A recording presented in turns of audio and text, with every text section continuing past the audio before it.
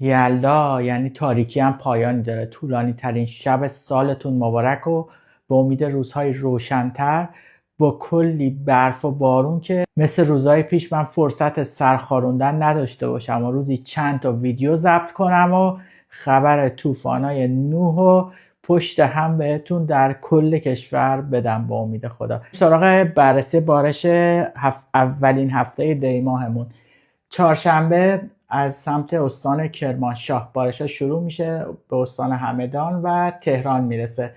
دیگه به استان تهران نفسش بهم میاد و شمیرانات حتما بارش برف خواهد داشت. تهران هم احتمالاً بارش پراکنده، ولی بیشتر میتونیم اون کاهش آلودگی هوا رو ازش انتظار داشته باشیم. از پنجشنبه بارش‌های خوبی رو در گیلان میبینیم که داره شروع میشه. این قسمت اولشه و قسمت دومش هم از هفته آینده شروع میشه. در ارتفاعات گیلان ما تا 1 متر برف رو میتونیم داشته باشیم.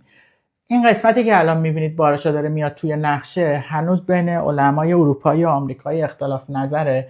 نهایتا باید به من 2-3 روز وقت بدید که تحلیلای خودم بذارم روش و بیام بهتون آخرین وضعیت رو اعلام کنم. اما چیزی که اطمینان دارم، ما همچنان پربارشیامون و سامانه های قدرتمندمون در نیمه جنوبی کشور در دی ماه تداوم خواهد داشت. و یه نکته دیگه هم که در دی ماه داریم، هوای سرد باعث میشه بیشتر بارش‌ها به صورت ریزش برف باشه.